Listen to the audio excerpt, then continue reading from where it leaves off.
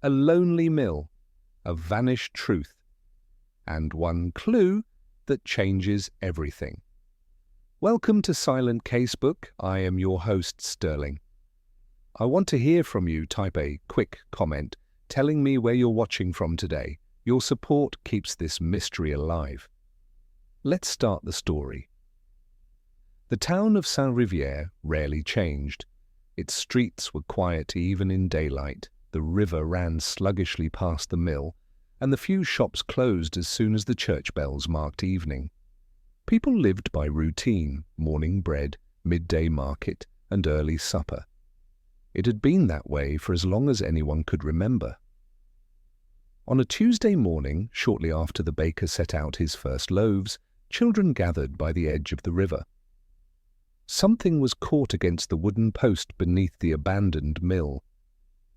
It wasn't a body, not yet. Just a bundle of wet, grey cloth swaying with the current. By noon, everyone in town had heard. It was a coat. Men came to lift it out, dripping and heavy, the lining torn. In one pocket, a broken watch, waterlogged, and stopped at 9:43. Someone said they had seen a man in that coat weeks ago standing by the bridge at dusk. Someone else said no, it had belonged to a boy from the next town. No one was certain. By evening, the cafe hummed with quiet voices. Chairs scraped on the wooden floor. Coffee cups trembled in unsteady hands. People spoke as if the coat itself were listening. At the far corner, Inspector Lucien Duret sat alone. He had not been called, not officially. He was retired, or almost. The local police would handle it, they said. But he watched the faces in the cafe, noting who avoided the window, who stirred their cup too long, who left without finishing their drink. The mill had been empty for years. A place children dared each other to enter, a place where ivy clawed the walls and rainwater collected on broken floors. It was said that a man had lived there once, alone, after his wife died. Others said he had left quietly, selling nothing, taking nothing. The building itself seemed to carry that same silence now.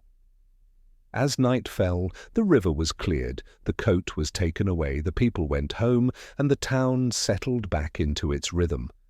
But something had shifted. Curtains twitched longer than usual before lamps went out. A dog barked at the river's edge, and no one went to see why.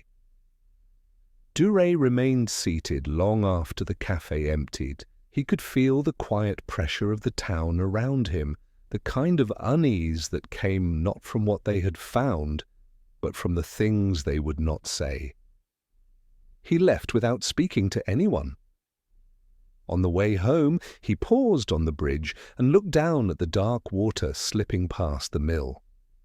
It was hard to imagine anyone had ever fallen in or been pushed. Harder still to imagine that the town would allow itself to know the truth. In Saint-Rivière, mysteries did not announce themselves with screams or violence. They appeared like this: a coat, a watch, and a silence that seeped into every home. So the next morning, Saint-Rivière looked almost the same as it always did. The sun rose pale over the river, casting a faint glow on the rooftops, and the baker swept the last traces of flour from his doorway. But the quiet felt heavier now, as if the whole town had taken a shallow breath and forgotten to release it. Inspector Lucien Duret, though no longer expected to work cases, left his small apartment above the tobacconist and took his usual morning walk along the river. He moved slowly, not because of age, but because he had learned that walking too quickly through a small town meant missing the way silence collected in corners. The abandoned mill stood ahead, framed against the sluggish current. Its broken windows reflected the weak morning light, and a single crow perched on the roof, shifting its weight. The damp stone walls carried the smell of river mud. Duret stopped on the bridge and leaned slightly against the railing. Across the water, a woman was sweeping the steps of her house, her strokes too fast, the broom clattering against the wood. She glanced once toward the mill and then back to her work, her jaw tight. Duret knew her, Madame Fournier, the postmaster's wife. She had a habit of pausing to chat when he passed, usually about weather or bread or the price of eggs. This morning she did not wave. He continued walking. Near the bakery, two men stood with their hands buried deep in their coat pockets. They spoke in low voices, their breath fogging in the cold. When Duret approached, their conversation stopped.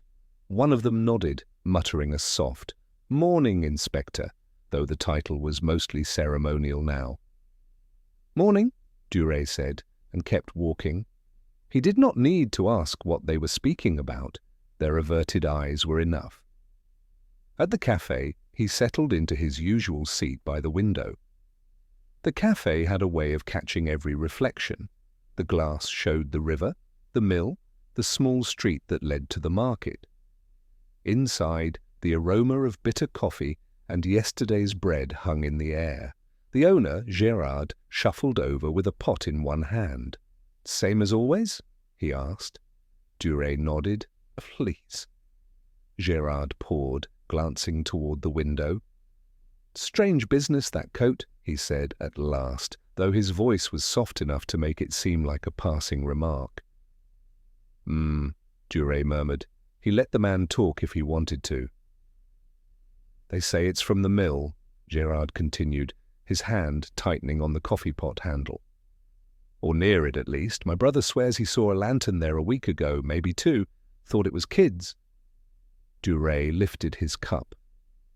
He did not ask a question, only sipped, watching Gérard fill sugar jars with fingers that shook slightly.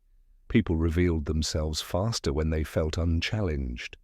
A pair of elderly women entered the café, their boots squeaking on the floor. They did not order anything at first, only sat by the door, talking in whispers that carried across the empty room. Duret caught pieces of it. Said the watch was broken. Someone always goes missing in winter. Best to leave it alone. The detective's gaze shifted to the street outside. A dog sniffed along the riverbank where the coat had been pulled ashore. Two children followed, throwing stones into the water and laughing with the nervous, brittle sound of children who know they are somewhere they shouldn't be. By late morning, Duret rose and left coins on the table. He followed the river path out of habit, feeling the dampness in the air.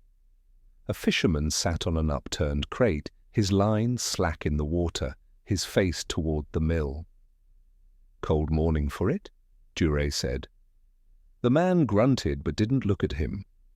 After a pause, he added, "Fish have been scarce since the rains, rivers unsettled."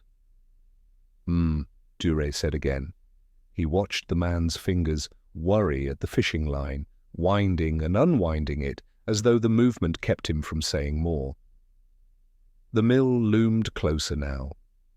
Its door hung crooked, and a faded sign warned against trespass. Duret stepped near enough to smell the wet timber and the faint musk of rot. He noticed footprints in the mud, small and hurried, probably from the children, but one print deeper than the others. Someone heavier had stood there, long enough to sink. He did not enter. Instead, he stood a moment, listening. A distant drip from the eaves, the flutter of the crow's wings, the low hum of the river against its banks.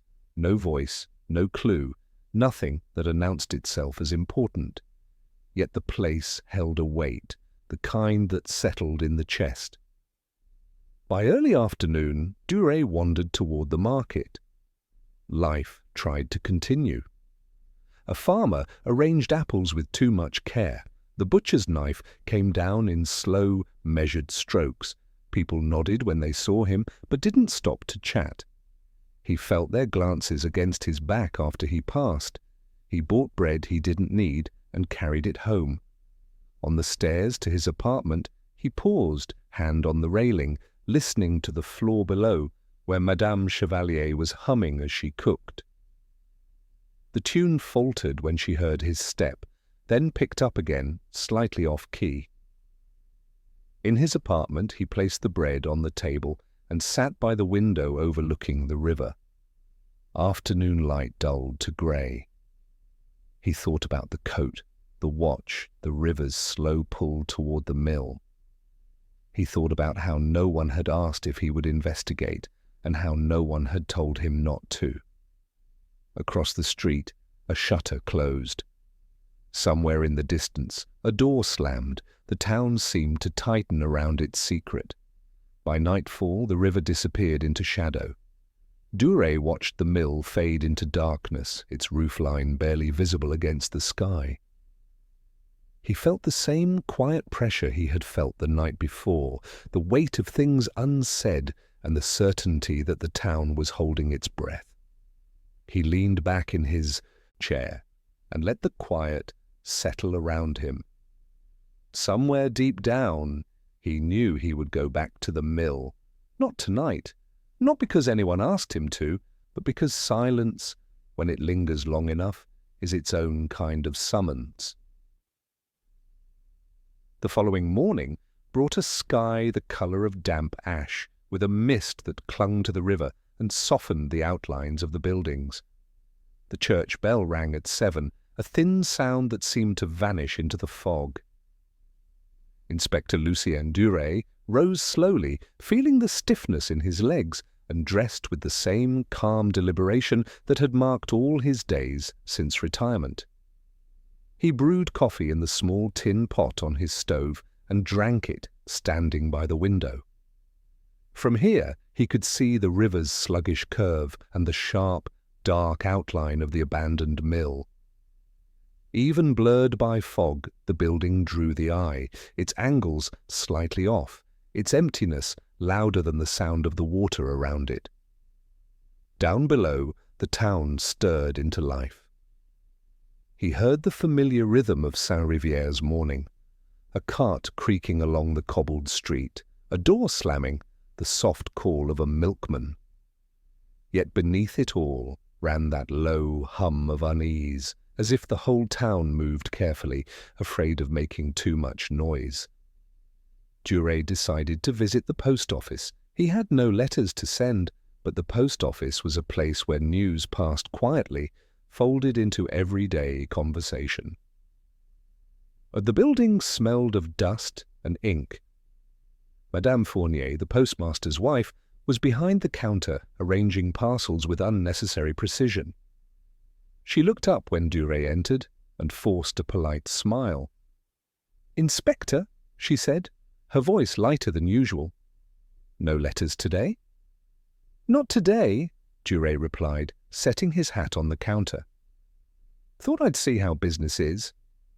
She shrugged. "The same. People don't write like they used to."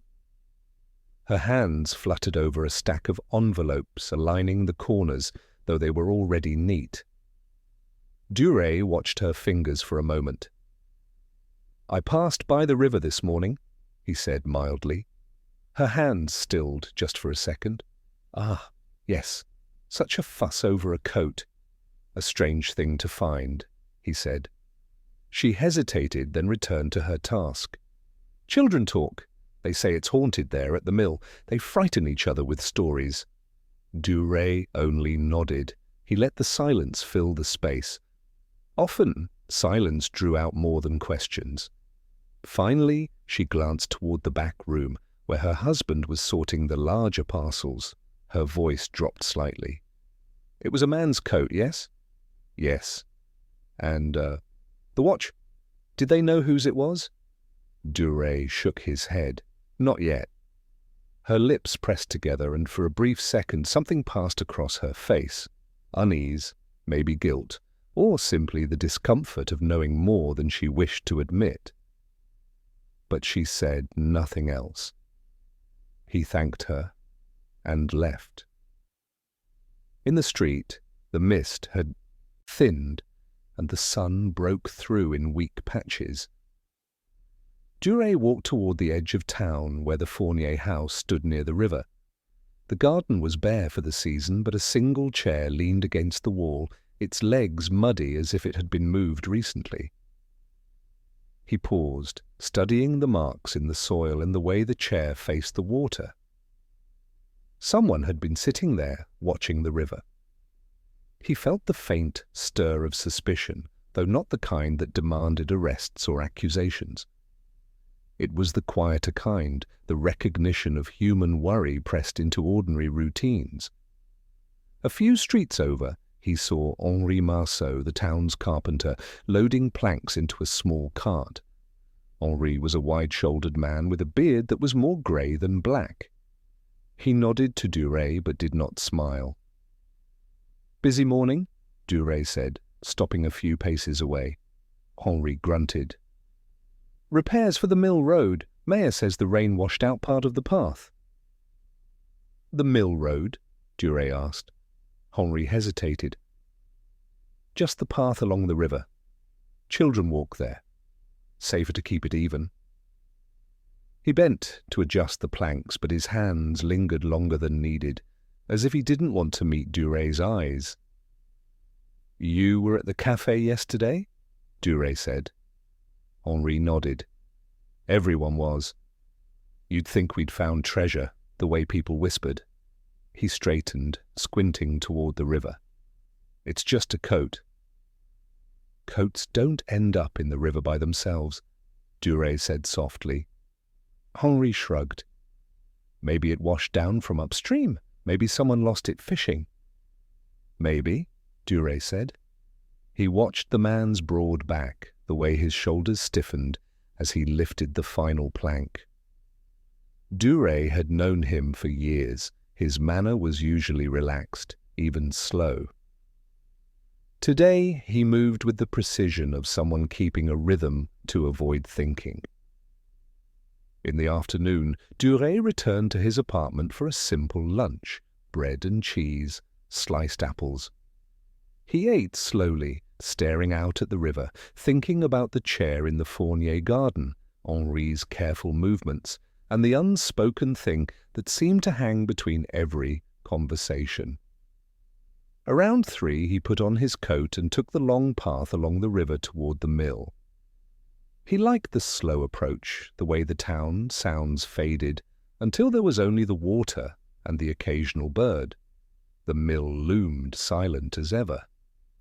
He did not go inside, but he walked around it carefully. The earth was soft from last week's rain, and footprints lingered.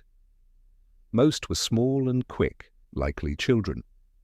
But he found one set deeper than the rest, leading to the side of the building where the ivy climbed thick against the wall. He crouched, touching the edge of a print. Not fresh, but not old either. Someone had stood here recently, long enough to leave their weight in the mud.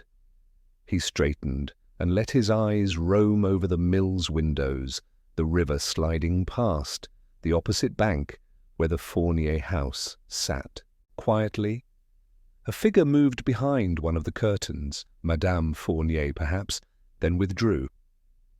The detective stayed a moment longer, breathing the damp air, feeling the way the place pressed on him.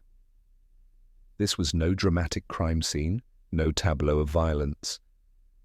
Yet the sense of something personal and hidden clung to the stones, to the water, to the very air.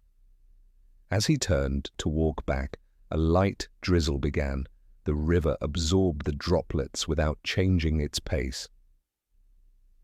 That evening, the café was nearly empty. A single lamp illuminated the tables. Duret took his usual corner seat and nursed a cup of coffee that had gone lukewarm. The door opened, and Henri Marceau entered, shaking water from his coat. He hesitated, then joined Duret without asking. "Quiet tonight," Henri said. "Yes," Duret replied. They sat in silence for a while. Henri's fingers tapped on the table, stopping and starting, like a man deciding whether to speak.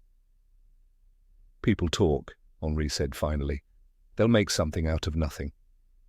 "Sometimes," Duret said. Henri looked at him for a long moment, then down at his hands. "You've lived here long enough. You know how it is. Folks remember things they shouldn't."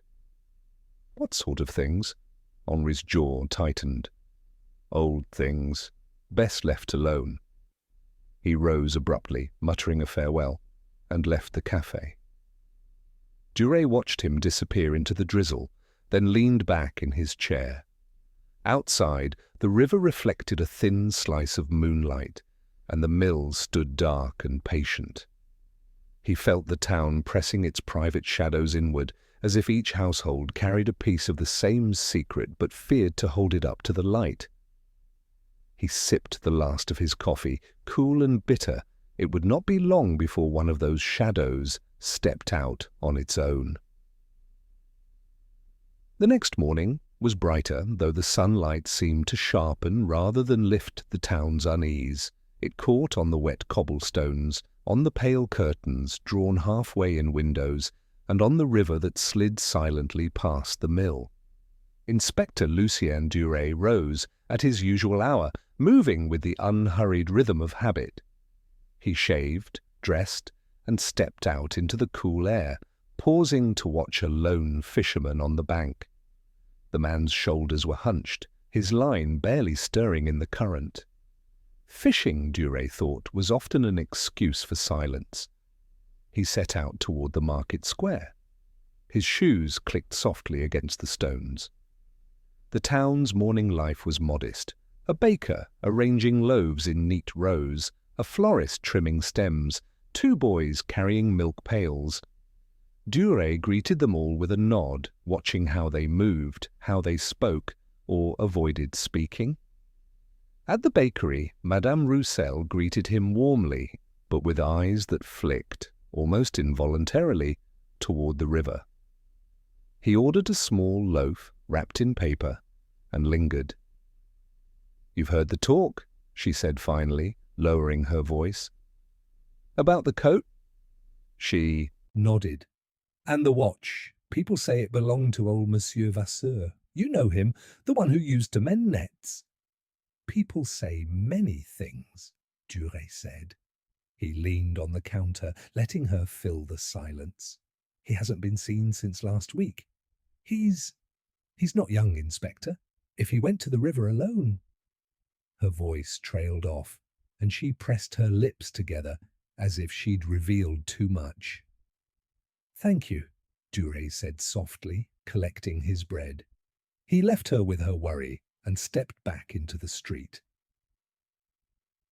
Across the square, the cafe was nearly empty. A single man sat near the window, Etienne Collard, the town's schoolteacher. He was a thin man with careful posture, and hair that had gone prematurely grey at the temples. He raised a hand as Duret approached. "Inspector," Etienne said, "you're up early." "Habit," Duret said, sliding into the chair opposite him. "I like to see the town wake up." Etienne gave a small smile, but his eyes were shadowed. "Then you've seen the way it moves lately, as if something is held back." "You feel it too." The teacher stirred his coffee, though it was already blended smooth. "Children sense it, they whisper in class. Someone told them about the coat. Someone always talks." "They're afraid?" "Yes, but they're also curious. It's the parents I worry about. They act as if nothing is wrong, but their faces say otherwise. I know that look. People hiding things from themselves." Duret studied him for a moment. "And you, Monsieur Collard? What is it you're hiding from yourself?" The man flinched slightly, his hand stilled on the spoon. "I taught some of the Vasseur children long ago. One of them drowned in the river years back. The old man, he never forgave himself.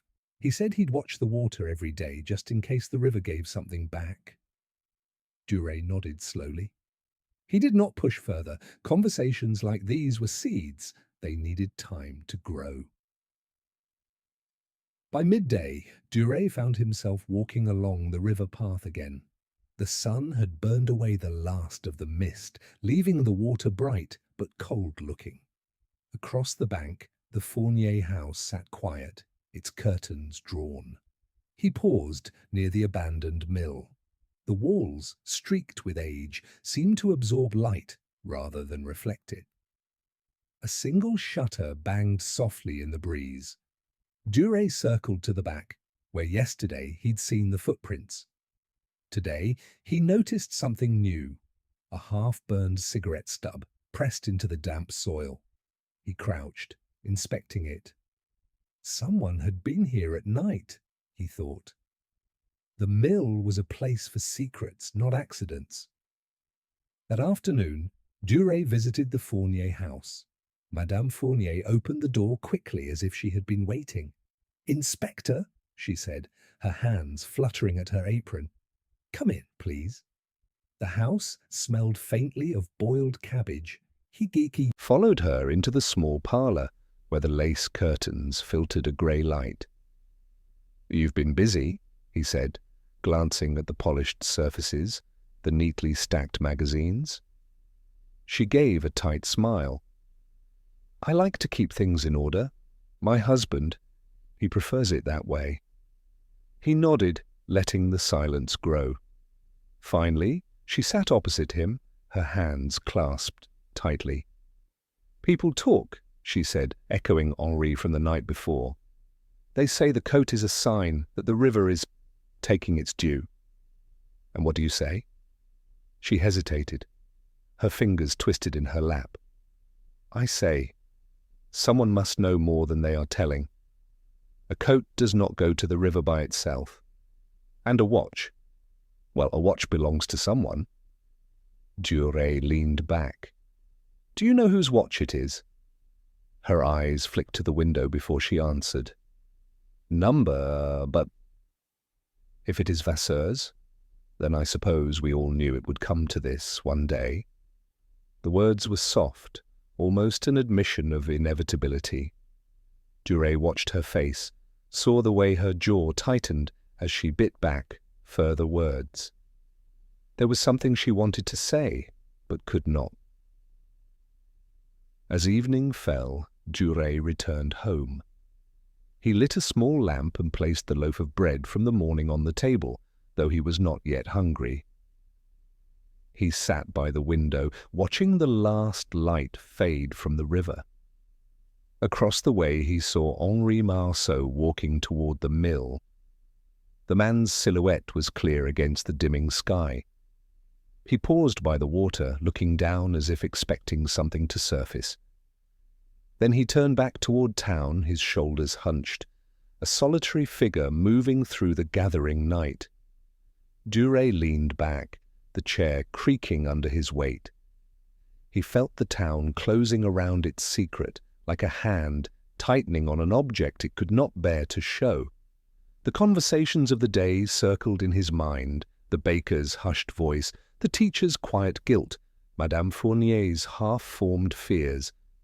They all knew pieces of the story, he thought. None would speak them fully.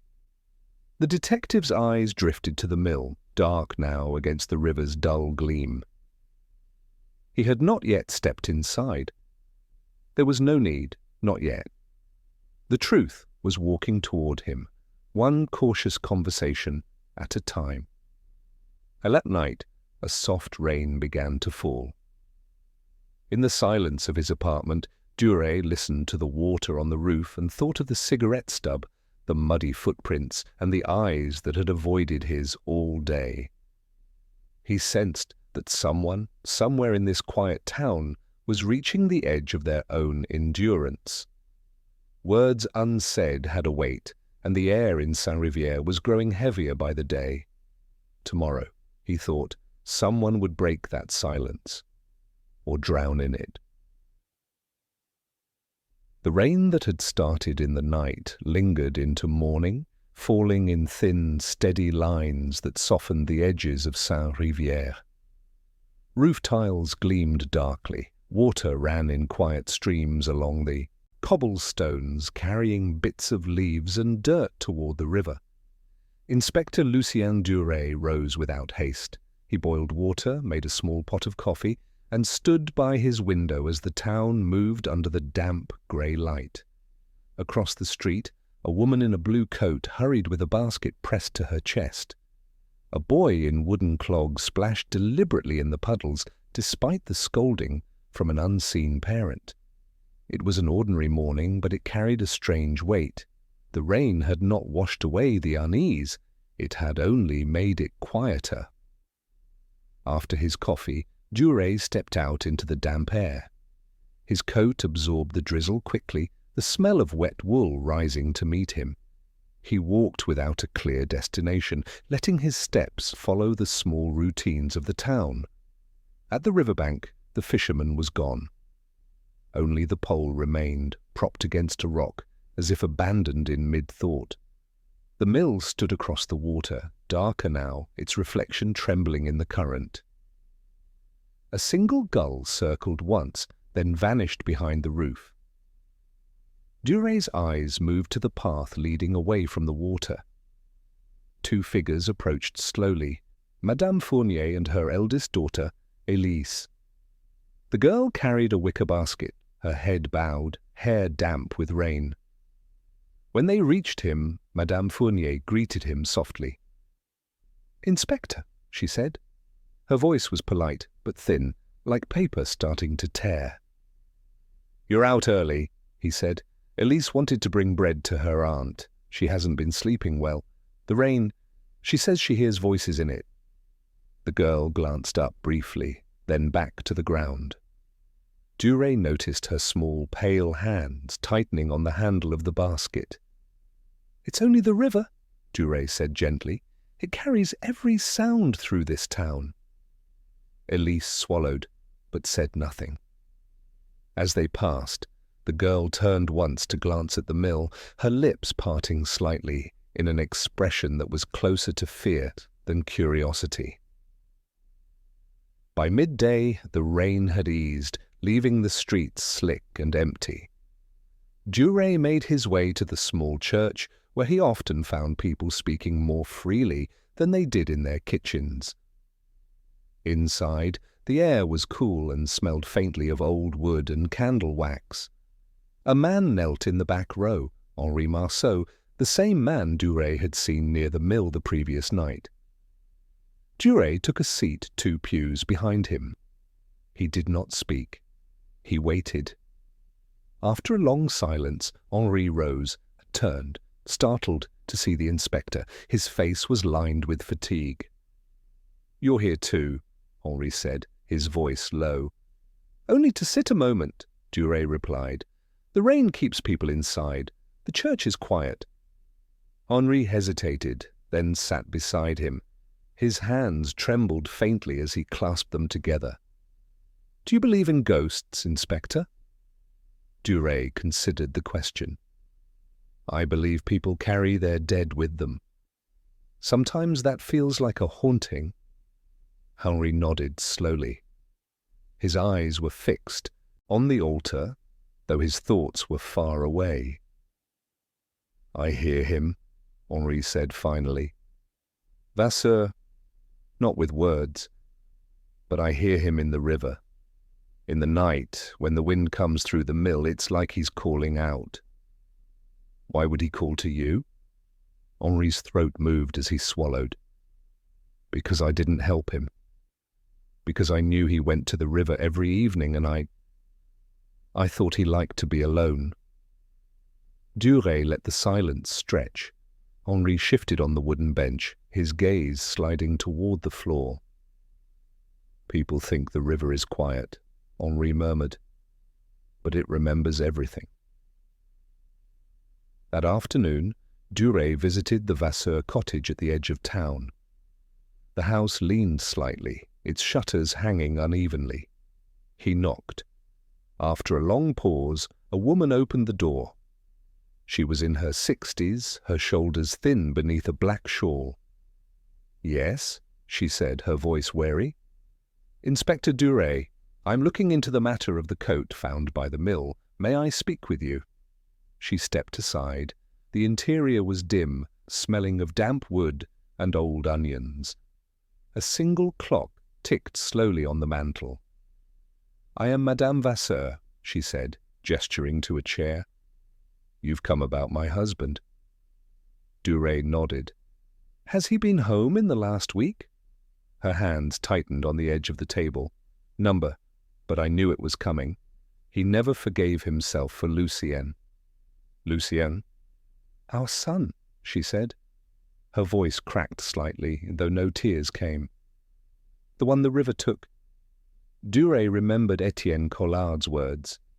He pictured the old man, sitting by the water day after day, watching, waiting. I told him the river gives nothing back, she whispered. But he said he would wait, even if it meant waiting his whole life. He said the boy would speak to him again, through the current. Durette watched her hands, pale against the wood, trembling faintly. Her grief was not sharp. It was worn, rubbed smooth by years of use. Do you think he's gone for good? She asked suddenly, meeting Duret's eyes. Or do you think he's still out there, walking the banks? I think he's still with you, Duret said softly, even if you can't see him. She turned her face away, staring at the wall. In the silence, the ticking clock seemed to grow louder. And that evening, Duret walked back along the river path. The rain had returned, lighter this time, and the smell of wet earth rose from the banks. He paused by the mill. The walls glistened, dark and streaked. Through the broken window, he heard the wind move, creating a low, hollow sound. It did sound like a voice, if one was willing to hear it that way. He thought of Henri in the church, of Elise hearing whispers in the rain, of Madame Vasseur's quiet kitchen with its lonely clock. The town was not haunted by ghosts in the river. It was haunted by the weight of its own memory. A shape moved at the far end of the path, a man in a hat, shoulders hunched, moving quickly away from the water. Duret didn't call out. He simply watched until the figure disappeared into the grey evening. The inspector stayed a moment longer, listening to the mill creak in the damp wind. It was a sound that could be mistaken for a sigh or for the voice of someone long gone. The emotional ghosts of Saint-Rivière were awake, and they were not leaving. The drizzle had stopped by morning, leaving the air heavy and wet. Puddles mirrored the dull sky, and the roofs of Saint-Rivière steamed faintly where the first shy light touched them. Inspector Lucien Duret walked the familiar path into town, his shoes making soft sounds against the damp stones. He carried no notebook, no files. He rarely did. Most of his work was done with his eyes and the slow patience of waiting. The town spoke in silences and small gestures, and he had learned long ago that listening meant watching. He first stopped at the bakery. The bell above the door gave its flat little chime as he entered. The air inside was warm, thick with the smell of bread and the faint sour note of yesterday's dough. Behind the counter, Mireille Delacour looked up. Her face brightened for a second out of habit, then settled back into a wary calm. "Inspector," she said. "Morning," he replied. "Busy today?" "Not really. The rain keeps people home." She hesitated. "And people are uneasy, I think. About the mill?" He nodded slowly. "You've lived here your whole life. You've seen the river take people before?" "Yes, but this feels different." She dusted flour from her fingers and glanced toward the back room. "When it's a child, like their boy, that's one thing. But a man just disappearing." Her words trailed off as if finishing the thought would invite the same fate upon her. Duret bought a small loaf and left her with a quiet, "Thank you." As he stepped outside, he noticed her peeking out the window after him, her face pale behind the glass. By late morning, he found himself in front of the small stone house of Henri Marceau. The shutters were closed, though the sky was already brightening. He knocked once. The sound carried. He waited. After a long pause, the door opened a fraction, the chain still drawn across. Henri's eye appeared in the narrow space. "Inspector." "Good morning," Duret said mildly. "May I come in?" Henri hesitated. His face was pale, unshaven, and his shirt was creased from sleep or from a night of turning in bed without rest. I don't think so. My wife isn't here." "I only wanted to ask a few questions."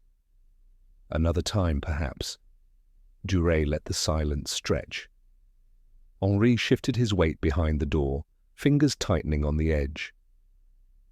"Have you been to the mill since we last spoke?" Duret asked softly. "No."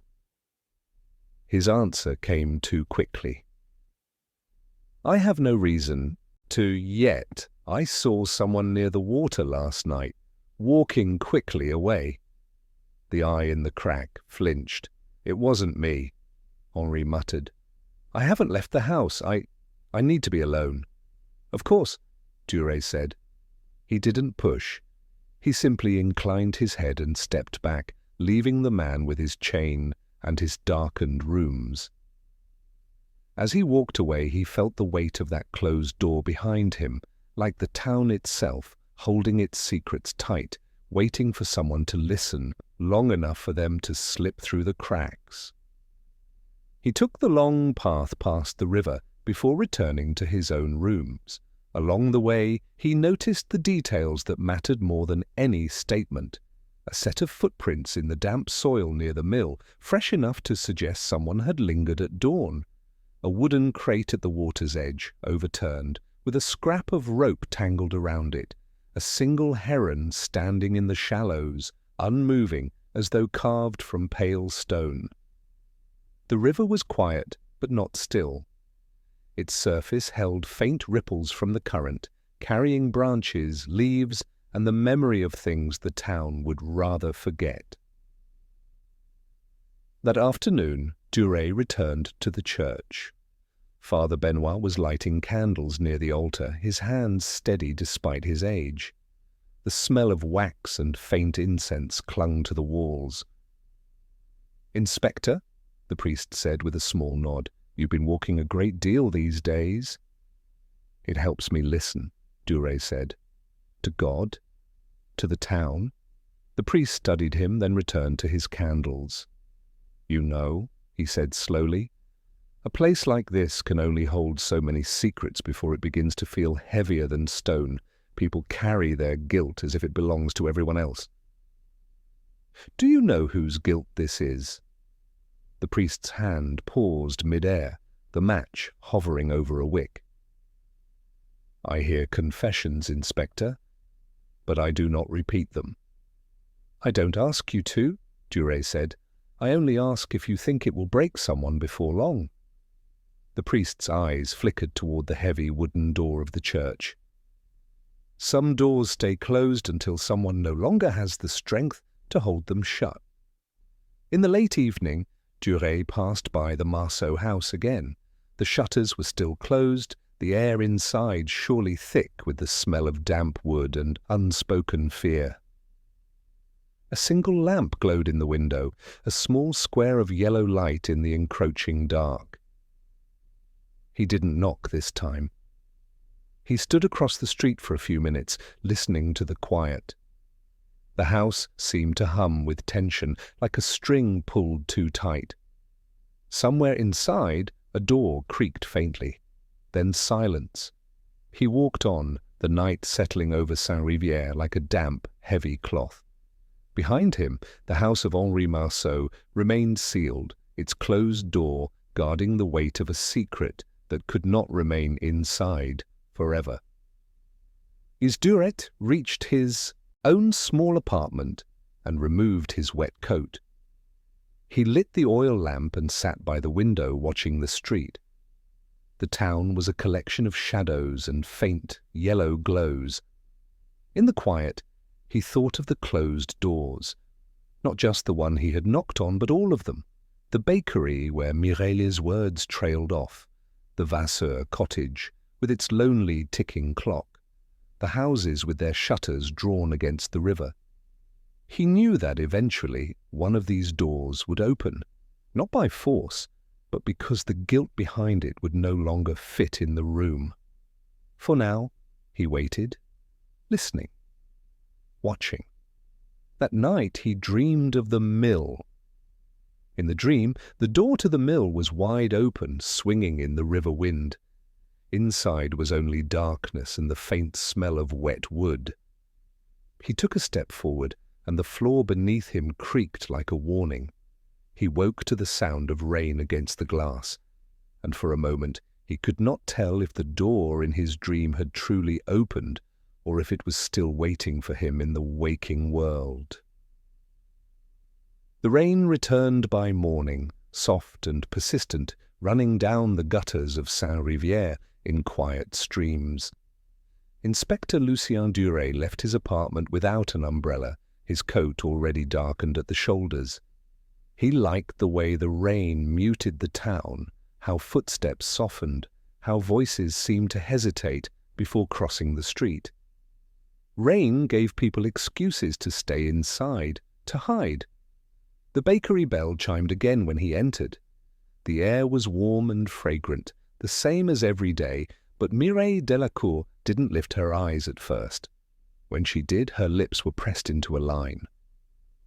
"Morning, Inspector," she said. "You've heard something?" he said, not as a question. She hesitated, fingers fiddling with the twine on a paper-wrapped loaf. "They're saying Henri Marceau. Well, that he was seen near the mill again, early, before dawn. Who's they? You know how it is. One person sees a shadow, another hears footsteps. By the time it reaches me, they're all certain it was him." "And you?" he asked. Her eyes flickered to the window where rain streaked down the glass. "I've known Henri all my life. He's proud, but he's been different lately. Nervous, like he's waiting for something to catch up to him." Duret nodded slowly and bought his bread without another word. Gossip, in towns like this, didn't need fuel. It only needed silence to grow. The river smelled of wet leaves and earth as he followed it toward the mill.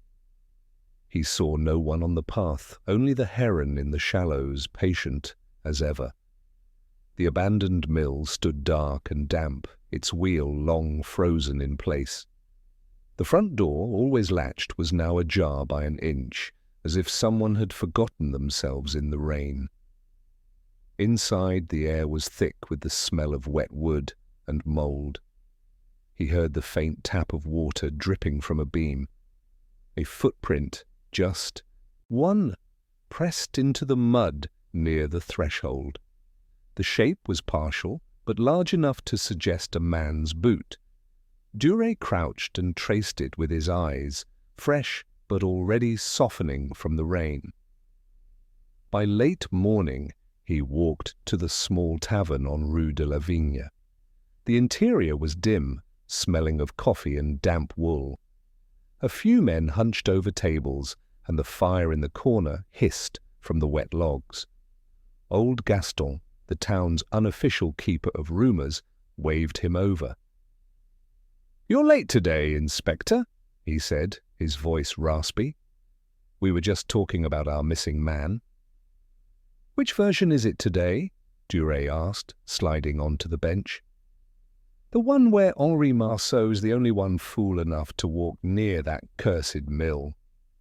He grinned with the few teeth he had left. "Saw him myself 2 nights ago, standing there like a shadow."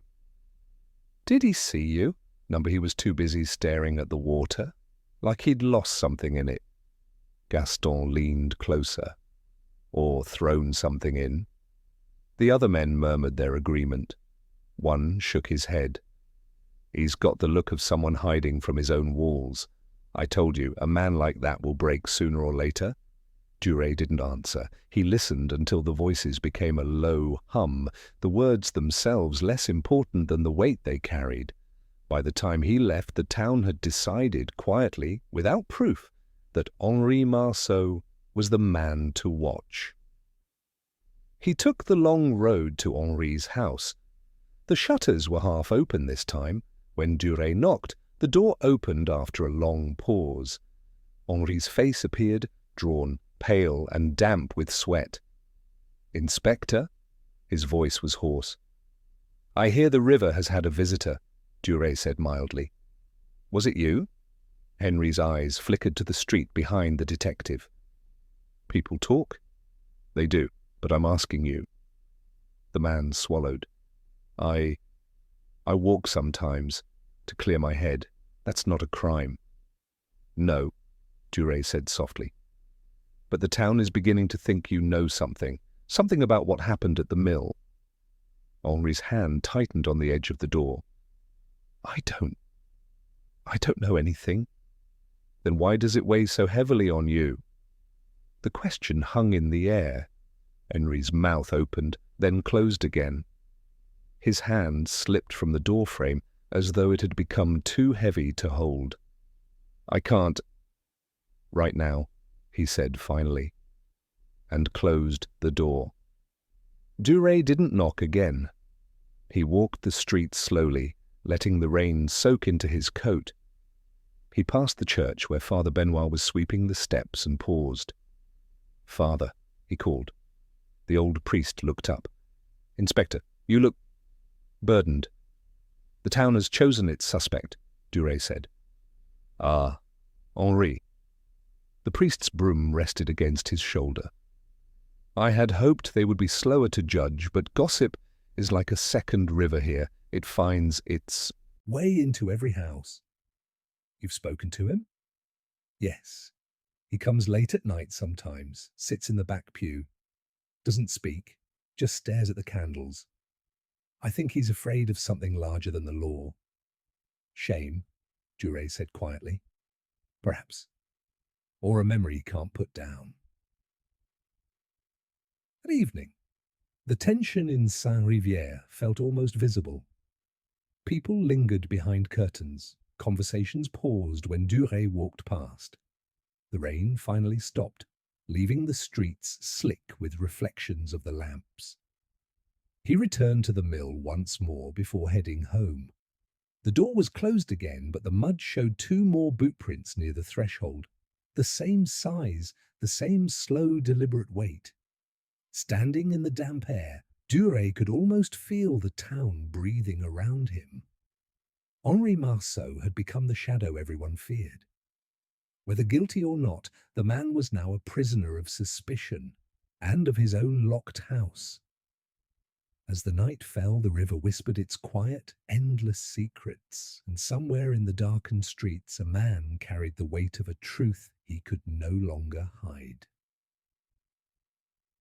The next morning, Saint-Rivière seemed suspended in a hush that felt heavier than the passing rain. Even the sparrows that usually crowded the square were absent. Inspector Lucien Duret left his apartment with no clear plan except to walk. Observation, he had learned long ago, worked best when it wasn't rushed. People revealed themselves slowly, like damp paper drying in the sun. The bakery was almost empty. Mireille Delacour was sweeping crumbs from the counter, her motions sharp and distracted. "You've not seen Henri this morning?" Duret asked. Her broom paused. "Number, but my cousin swears he heard the door of his shed slam in the night. Said it was past midnight. And he thinks that means that Henri is up to something, isn't he always?" Her tone carried a mix of frustration and pity. It was the sound of a woman tired of waiting for someone to explain himself. Duret only nodded and bought his bread, letting the silence stretch between them. People said more with silence than with all their words. He followed his usual path along the river, past the sagging fences and the cluster of willows where the water pooled. His boots sank slightly in the softened earth. The mill came into view, crouched and lonely against the grey sky. Its reflection in the river wavered with the current. Duret didn't enter this time. He merely stood on the bank, watching. A heron lifted from the shallows, its wings slicing the air with slow elegance. The only other sound was the gentle, persistent whisper of the current. He imagined Henri here at night, standing as still as the trees, staring into the black water. Why do guilty men stare at rivers? He wondered. Not always guilt, sometimes fear, sometimes memory. Water carried secrets well. The day stretched in small encounters.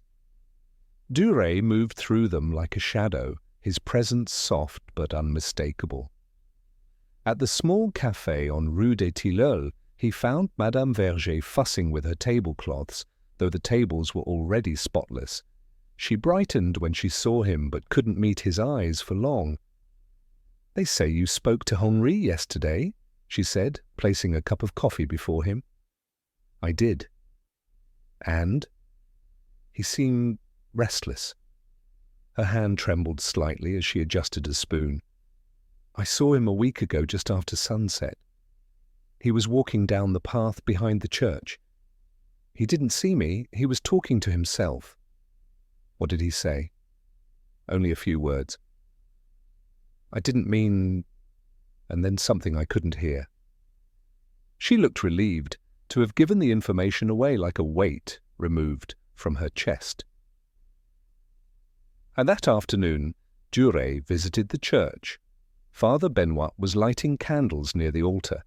The air smelled of wax and damp stone. "Inspector," the priest said, his voice low in the echoing space, "you said Henri comes here sometimes?" "Yes. He sits in the last row, never kneels, his hands shake." "Has he spoken?" "Once. He asked if God forgives weakness." "And what did you say?" "I told him God forgives, but a man must speak his own truth first. He hasn't returned since." The detective absorbed the words in silence. He looked down the long aisle to the back pew, imagining the outline of a man trying to hide from both heaven and earth. Evening came slowly.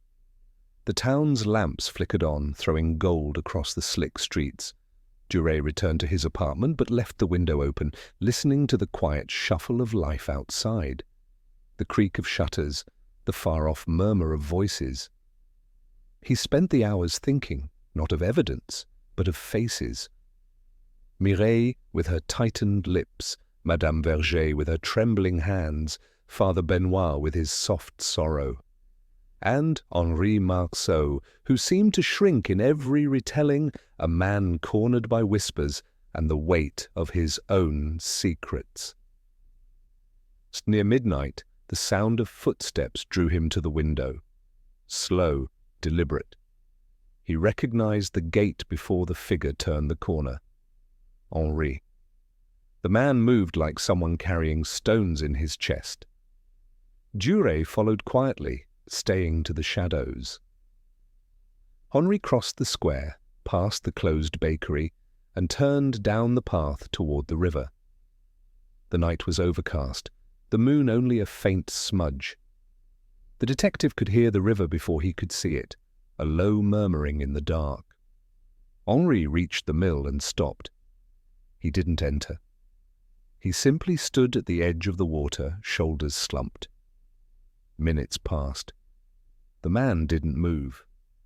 He seemed absorbed by the shifting surface, as if the river were speaking to him.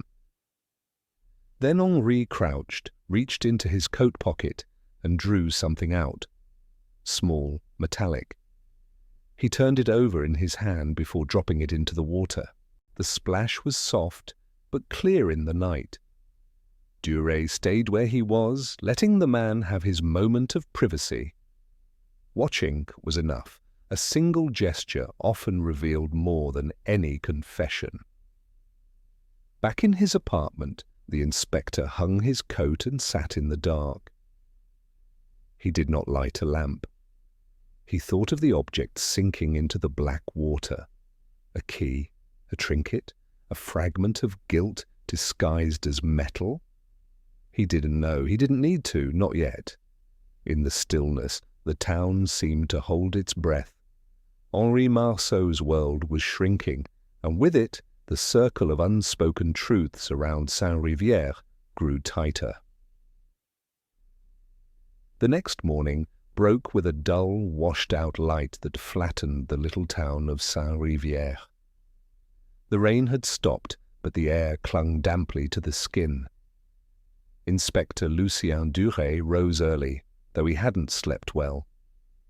The image of Henri Marceau by the river, his hand dropping that small object into the black water, lingered like a shadow behind his eyes.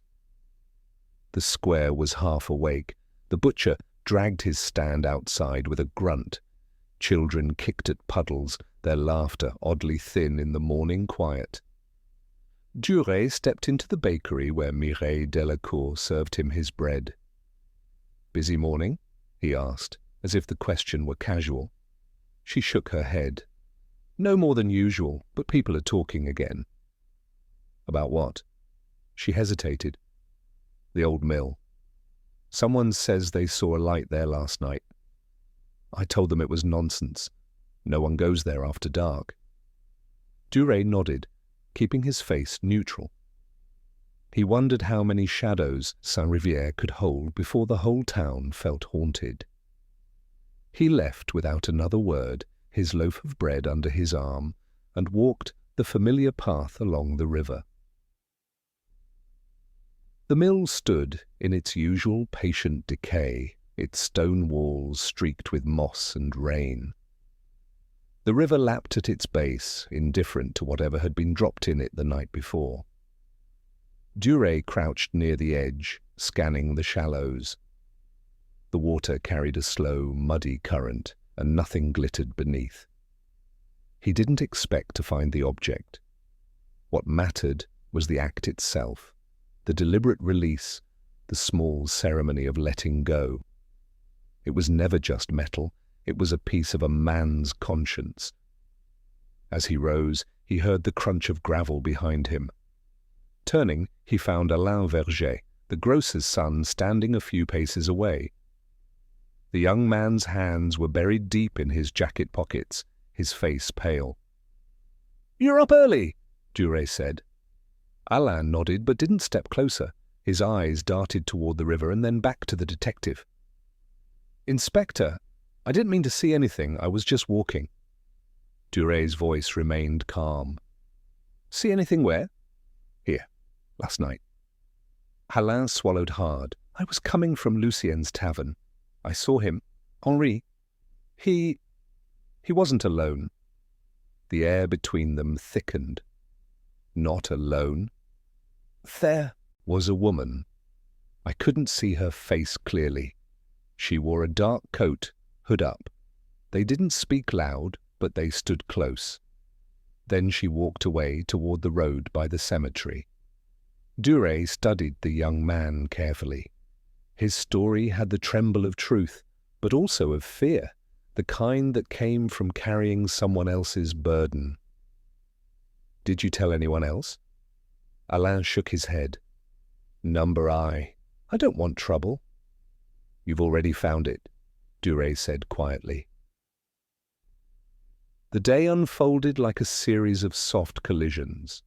Rumours hummed low, and faces in the square betrayed more curiosity than they meant to. Around midday, Duret visited Madame Verger at her shop. The bell above the door tinkled, and she turned sharply as if startled. "Inspector," she said, arranging jars that didn't need arranging. "I spoke with Alain this morning." A flicker of alarm passed across her face. "Oh?" "He was home late last night. I thought he'd gone straight to bed. He told me he saw someone at the mill." She froze, then sighed, her hands falling to the counter. This town, it swallows secrets like the river. If Alain saw something, maybe he should have kept walking. "Maybe," Duret agreed softly. She glanced around to make sure no one was listening. "I shouldn't say this, but Henri isn't the only one who visits the mill. There are others who prefer their business in the dark." "Such as?" She hesitated, then leaned in. "Juliette Fournier, the widow. I've seen her take the path by the river after dusk, twice in the last month. Juliette Fournier, pale, soft-spoken, her grief a silent companion. Duret pictured her moving through the wet grass with her hood drawn, the same way Alain described. Another thread knotted itself into the quiet web of the town. By late afternoon, the sky thickened with new clouds. Duret made his way to the Fournier house, a squat building near the edge of the orchard. He knocked gently. Juliette opened the door slowly, her expression mild, almost sleepy. "Inspector?" she said, voice low. "Come in." The interior smelled of old apples and damp wood. A single lamp lit the kitchen, casting her shadow long against the wall. "I was passing by," Duret said, "and wondered how you've been managing." She offered a faint smile. "The days pass, some slower than others." They sat at the table. A teapot steamed between them. She poured without asking, her hand steady. "I walk sometimes," she said, unprompted. "At night. It helps with the restlessness." Duret watched her face, which gave almost nothing away. "Near the river?" "Yes. It's quiet there. No one to stare." He didn't accuse, didn't press. Silence did the work. After a moment, her gaze faltered. "I saw Henri once," she admitted. He didn't speak. I think he was frightened or ashamed. I didn't want to ask. "Yet you met him again?" Her lips parted, then closed. She looked toward the window where the orchard blurred in the fading light. "I thought he might need someone to listen," she whispered. "But some men don't really want to be heard. They want their silence." When Duret left the Fournier house, night had nearly arrived. A damp wind carried the smell of riverweed. He walked the path home slowly, thinking of two figures standing at the mill, joined not by love, but by the quiet magnetism of shared regret. He imagined the object sinking in the river again, a key, a ring, perhaps something Juliette once held. The river now held both of their secrets.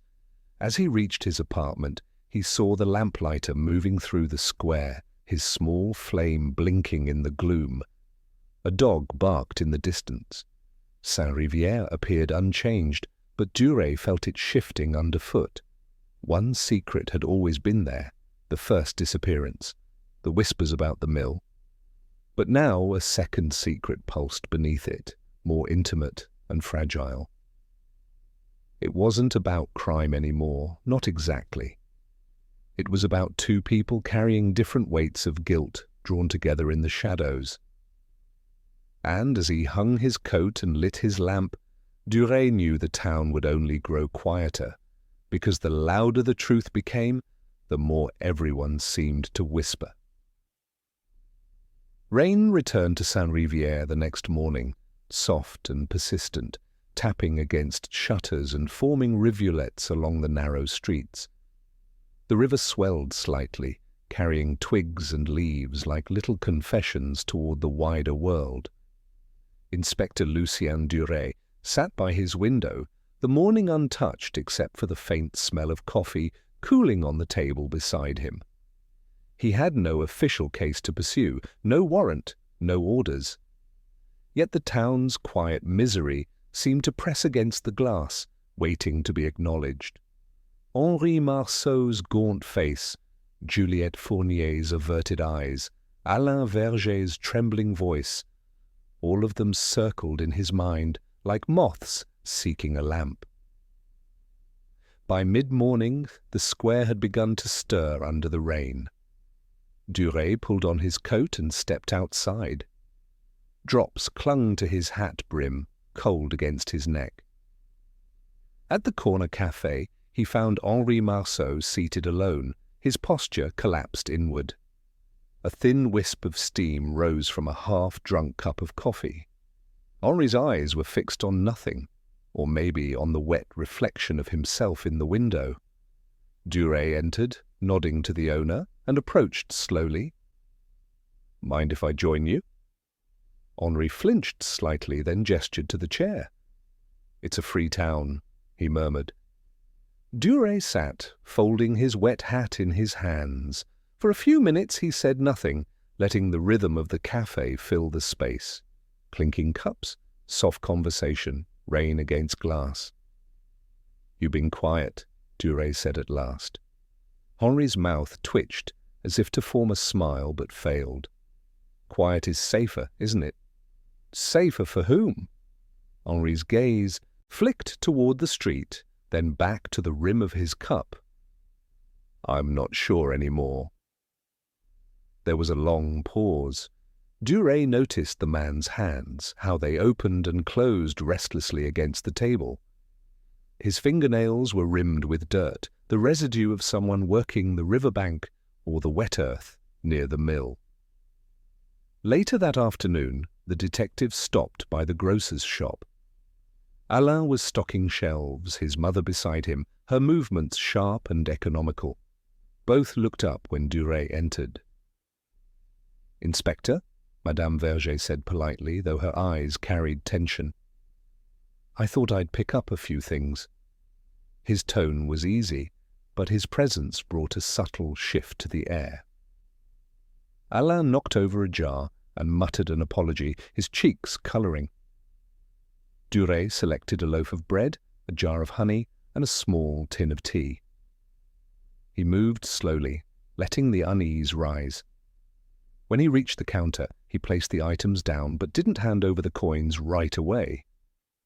"Alain," he said, "you walk by the river often, don't you?" The young man froze, a jar in hand. "Sometimes." "Even at night?" His mother stiffened. "Inspector, my son—" "I'm only asking," Duret said softly. He turned his attention back to Alain. "Night walks can be dangerous. You see things you can't unsee, carry them too long, and they start to feel heavier than they are." Alain swallowed hard, nodding almost imperceptibly. He didn't speak. Duret paid and left, but he could feel their eyes following him to the door. The rain eased near evening. Duret found himself walking the long curve of the river, the same path he had walked 100 times since the first whisper of trouble. Mud squelched underfoot. Somewhere in the reeds, a frog croaked. As he approached the abandoned mill, he saw a figure crouched near the water. At first he thought it was a fisherman, but then the man straightened, Henri Marceau. Henri startled when he noticed the inspector. His hands were wet, as if he'd been reaching into the current. "Evening," Duret said gently. Henri wiped his hands on his trousers. "I come here to think." Duret let the silence stretch, then stepped closer. The river gurgled softly around their words. "You've been thinking a lot lately," Duret said, "and carrying something that's pressing the air out of your chest." Henri's lips trembled. "I never wanted harm," he whispered. "I believe you," Duret said, "but you're afraid. Not of the law, of the people who look at you every day, of the weight they might put on you with just their eyes." Henri turned toward the water, as if the river could answer for him. "I made a mistake once," he said, voice low. "Years ago, and now it feels like everything leads back to it." "What kind of mistake?" He hesitated, fingers digging into the damp wood of the mill's old railing. "I let someone down. Someone who trusted me. And now she's gone." The words were a ghost of a confession, incomplete, but heavy enough to shift the air. So that night, the moral pressure in Saint-Rivière seemed to seep into every home. Lamps glowed faintly behind lace curtains. People closed their shutters earlier than usual, as if the rain carried rumors on its back. Duret returned to his apartment and lit a single lamp. He removed his coat damp with river smell, and sat at the small table. In front of him lay a scrap of paper where he had scribbled 3 names: Henri Marceau, Juliette Fournier, Alain Verger. He stared at them, seeing their faces in the flicker of lamplight. 3 lives knotted by shame, regret, and something unspoken. The law would demand statements, evidence, some chain of proof. But the law did not understand Saint-Rivière. It didn't understand the invisible chains of eyes and whispers of doors that stayed half-closed even in daylight. He thought of Henri by the river, his voice breaking on the edge of an old, private sorrow. He thought of Juliette walking the orchard path at night, wrapped in her own restless grief. He thought of Alain's trembling hands, carrying a truth he was too young to hold. In this town, guilt wasn't a straight line. It was a fog that seeped into everyone's lungs until no one could tell whose breath it was. The next morning, the rain cleared, but the air felt heavier. Duret walked to the square where the townspeople were gathering in small knots. He caught fragments of conversation: light in the mill, a shadow on the bridge, someone crying near the orchard after midnight.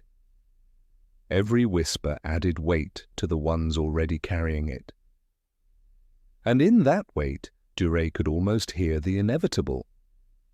Someone would break. The detective didn't need to chase them. Moral pressure did the work that no interrogation could. It pushed at the cracks in people's hearts until one finally gave way. As he returned to his apartment, he passed Henry's house. The curtains were drawn tight, but behind one a shadow moved. Duret paused, tipping his hat slightly, though no one could see. He could feel the moment approaching, slow and certain, like a river rising against its banks. Saint-Rivière woke to a pale, thin sun that filtered through the mist, clinging to the riverbanks. The rain had left the streets glistening, and puddles mirrored the facades of the old stone houses. Despite the brighter sky, the town carried an odd heaviness. It was the kind of morning when doors opened slower and footsteps hesitated before leaving home. Inspector Lucien Duret noticed it immediately. He had stepped out early, his coat draped over his arm, and felt the air holding its breath. The usual morning calls of greetings between neighbors seemed softer, like people were speaking through a wall of worry. At the bakery, Madame Fournier handed him a loaf with a tight smile. Her daughter, Juliette, lingered near the back of the shop, rearranging baskets that didn't need arranging.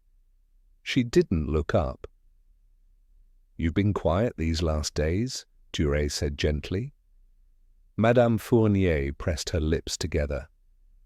"The rain makes everyone quiet, Inspector. It seeps into the bones." Duret accepted the bread without pressing further. He knew by now that direct questions only closed doors faster. Truth in Saint-Rivière came out in tremors, not declarations. Across the square, the shutters of Henri Marceau's small house were still drawn. A dog barked from inside the fence, restless, as if sensing the tension of its owner. Duret paused by the gate, listening. No movement, no sound beyond the dog's whine and the faint rush of the river. He decided not to knock. He had learned to wait for the moment when people came to him, or when the town's silence delivered them unbidden.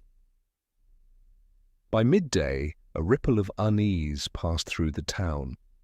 Word spread in fragments. Someone had been seen by the mill again the night before, a shadow with hunched shoulders, lingering near the water long after dark. Duret made his way there as the church bell marked noon. The mill loomed like an empty sentinel, its wooden beams dark with rain, its windows broken like missing teeth. The river lapped lazily at the supports. Near the base of the structure, he saw footprints in the mud, half filled with rainwater. They led toward the small outcropping of stones where Henry had often stood. A few cigarette butts, damp and discoloured, clung to the earth. Duret crouched, brushing the mud with his gloved fingers. This wasn't evidence in the legal sense. It was a trail of worry, a map of a man's quiet unravelling. That evening he received a knock at his apartment door. When he opened it, Juliette Fournier stood in the hallway, her shawl drawn tight around her shoulders. Her eyes were red-rimmed, though she held herself with careful restraint. "I'm sorry," she said, her voice shaking. "I shouldn't be here." "You're welcome here," Duret replied. He stepped aside and let her in. She moved to the window, staring at the square below. "It's getting worse," she whispered. "The way people look at each other, the way they whisper." "They've been whispering for weeks," Duret said softly. "Not like this. They know something's coming." She clutched the shawl tighter. "Henry came by last night. He stood in the orchard and just stared. He didn't say a word." Duret remained quiet, letting her words settle in the room like dust. "He's going to break," she said suddenly. "I could see it in his face. He can't keep whatever it is inside anymore." Night fell quietly over Saint-Rivière, and with it came the moment the town had been unconsciously bracing for. A scream cut through the calm around 10 o'clock. Not a long one, just a sharp, human note that sliced through the river's murmur. Windows opened, lamps flickered on. Duret was already on the street, coat half-buttoned, moving quickly toward the sound. It came from the direction of Henri Marceau's house. Neighbours had gathered at the gate, their faces pale and drawn in the lamplight. Someone whispered, "He's in the shed." The inspector moved through the small crowd and pushed the gate open. The dog barked once and retreated. The shed's door stood ajar, a lantern flickering inside. Henri Marceau sat on a stool, his back against the wall. His face was wet, not with rain, but with tears, and his hands trembled in his lap. A length of rope lay abandoned at his feet. When he saw Duret, his expression crumpled. I couldn't do it," he whispered. Duret approached slowly, his voice steady. "You don't need to, Henri. Sit. Breathe." Henri shook his head, his whole frame shivering. I can't keep it in. Every time I close my eyes, I see her. I hear the river, and everyone knows. I can feel it in the way they stare." He buried his face in his hands. The quiet collapse was not the dramatic shattering of a man, but a slow, helpless crumbling of whatever walls he had built to survive. Duret stayed with him for over an hour. He didn't ask for a confession. He didn't offer comfort beyond his steady presence, letting Henry's words tumble out in fragments, regret, fear, and the weight of choices long past. By the time the lantern's oil was nearly gone, Henri's breathing had steadied, though his eyes were empty with exhaustion. "I can't face them tomorrow," he said finally. "You don't need to yet," Duret answered. "For tonight, you just need to rest." Outside, the townspeople waited in uneasy clusters, whispering. Duret stepped out and closed the gate behind him. He met their eyes only briefly, giving a small shake of his head that said, "Not tonight. Leave him be." One by one, doors closed, lamps went dark. The square emptied, leaving only the sound of the river and the quiet of a man who had finally bent under the weight of his own silence. In his apartment, Duret sat at his small table once again, the scrap of paper with 3 names still there. He drew a faint line under Henri's name. The quiet collapse had come, as he knew it would, but it wasn't an ending. It was only the beginning of the town's reckoning with what it had always known but refused to say aloud. And somewhere in that silence, another truth waited, crouched in the shadows of Saint-Rivière, patient as the river itself. Morning returned to Saint-Rivière with the same grey light that had been hanging over the town for weeks, but something had shifted.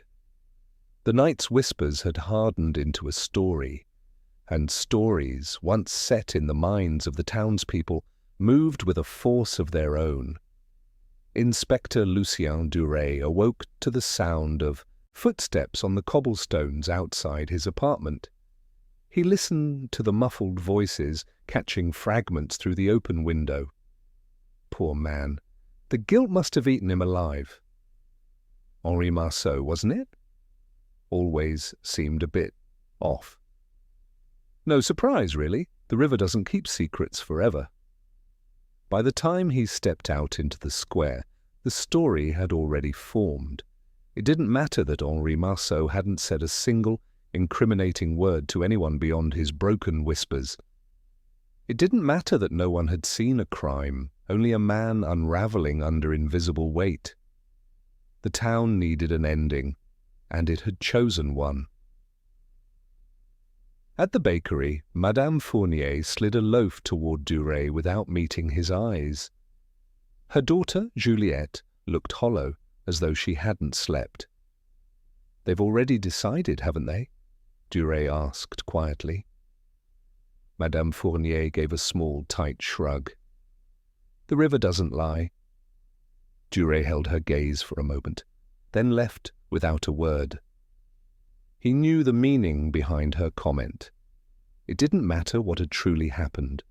Henri's late-night wanderings to the mill, his breakdown in the shed, the abandoned rope, these were enough to fill the spaces left by the unknown.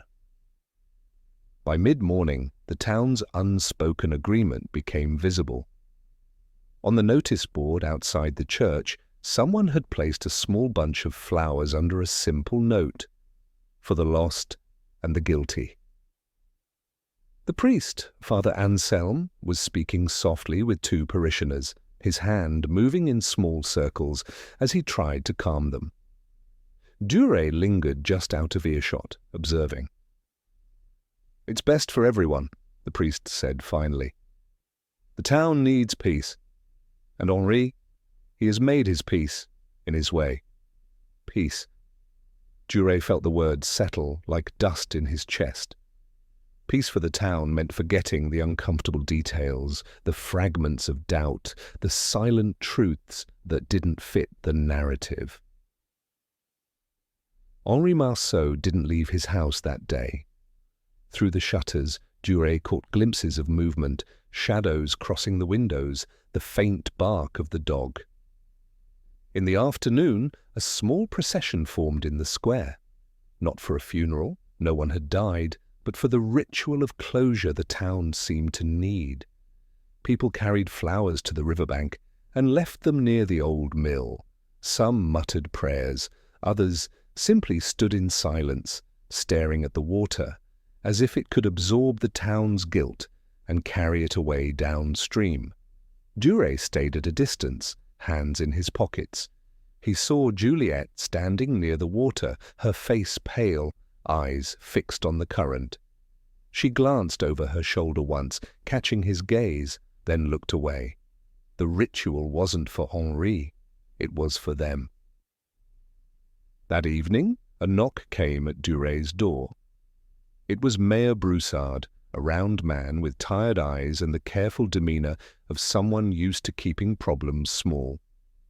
"We'll be closing the matter," Broussard said without preamble, stepping inside as if he already owned the space. "No charges, no investigations. The town has been through enough." Duret raised an eyebrow. "Closing it?" "Yes, Henri Marceau has confessed in his own way." The mayor gestured vaguely. "Everyone understands what happened, Inspector. There's no need to dig further." "I'm not sure we do understand," Duret said evenly. Broussard hesitated, lowering his voice. "Let it rest. People need to believe it's over. That's how small towns survive things like this, by deciding together when a story ends. The lie solidified over the next few days. Neighbors began greeting each other again, speaking more openly as though a cloud had lifted. Children played by the river, avoiding the mill but laughing along the banks. The market buzzed with half-hearted cheer. When Henri emerged briefly from his house, thin, hunched, moving like a man twice his age, people greeted him with cautious nods. Some offered sympathy in the form of distance, others in clumsy kindness. No one mentioned the shed, no one mentioned the rope. The town had agreed Henri was the guilty man. His guilt was enough to explain everything, and explanations were all anyone wanted. One evening, Duret found himself walking along the river just after sunset. The water carried the last bits of light, rippling under the bridge. He paused near the mill, leaning on the damp wooden rail. A faint sound caught his ear, footsteps on the gravel path behind him. He didn't turn immediately, letting the person come closer. It was Juliet. She stopped a few steps away, arms crossed against the evening chill. "They've all decided," she said, her voice low. "It's easier for them this way." "I know," Duret said. "He didn't do it," she whispered. It wasn't a question. Duret didn't answer right away. He watched the current instead, dark water curling around the mill supports. "Maybe not," he said finally. Juliet took a shuddering breath. "And now he has to carry it, alone." "Yes," Duret said softly, "because the town can't." Later that night, in his small apartment, Duret lit a single lamp and took out the folded piece of paper from his pocket. The 3 names still sat there in his careful handwriting. He crossed out the first name, slowly. 2 names remained. He placed the paper back in the drawer and closed it. In Saint-Rivier's, truth was less important than the stories people told to survive.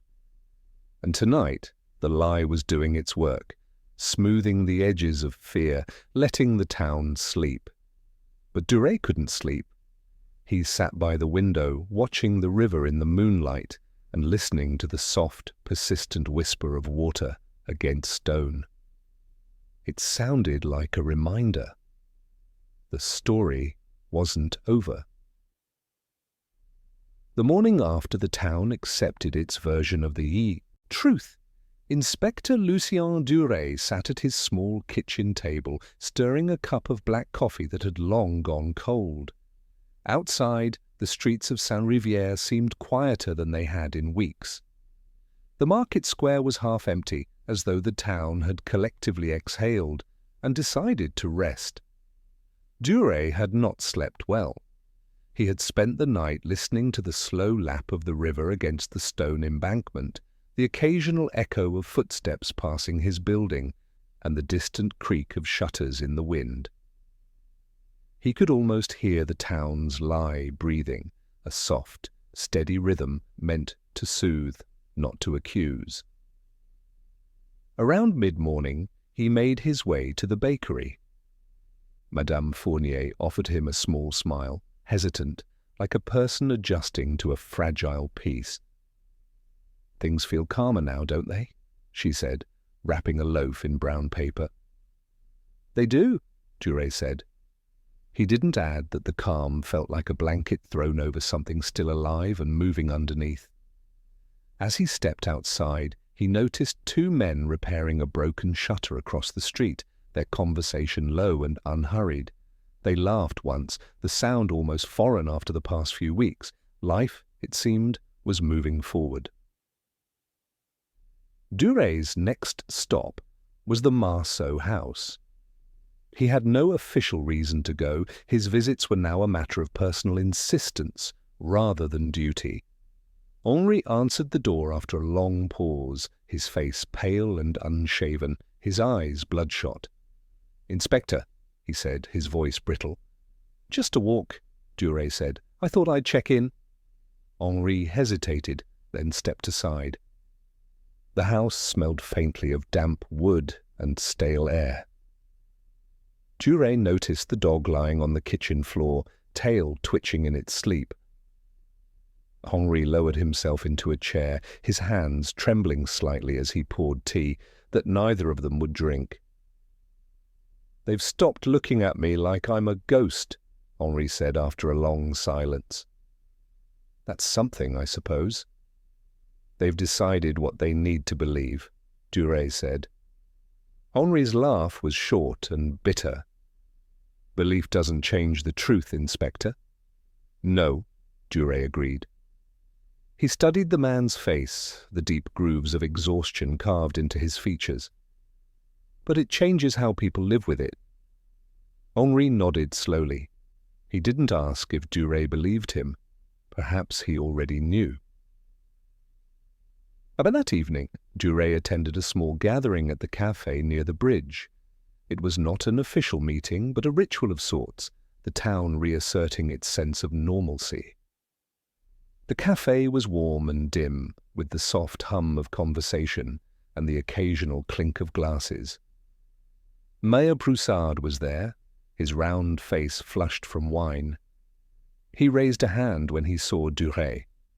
"Inspector," the mayor called, his voice loud enough to hush the nearby tables. "We were just saying how grateful we are that this is behind us." Duret approached the table slowly. "Behind us," he repeated, his tone neutral. "Yes, yes," the mayor said, waving his hand. "The town can finally breathe again. Poor Henri. Well, let us hope he finds his own peace." The other men at the table nodded in solemn agreement. It was a performance of shared relief, of closure carefully constructed.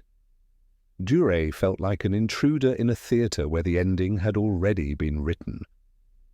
Later, as the café emptied, he stepped outside into the cold night air. The river was visible from here, a dark ribbon reflecting the faint glow of street lamps. Juliette Fournier stood near the bridge, her coat pulled tight around her. She seemed to be waiting for him. "They'll never want the truth," she said as he approached. "Most people don't," Duret said quietly. She turned to face him, her eyes sharp despite the exhaustion in her face. "And you? What will you do?" The question lingered in the night air. Duret thought of the paper in his drawer, the two names that remained uncrossed. He thought of Henri's trembling hands, of the mayor's smile, of the town repairing itself with a lie. "I'll do nothing," he said finally. Juliet's lips tightened, but she didn't speak. Her breath rose in white clouds, then drifted away into the dark. "Sometimes," Duret continued, "telling the truth does nothing but break people twice, and they've already been broken enough."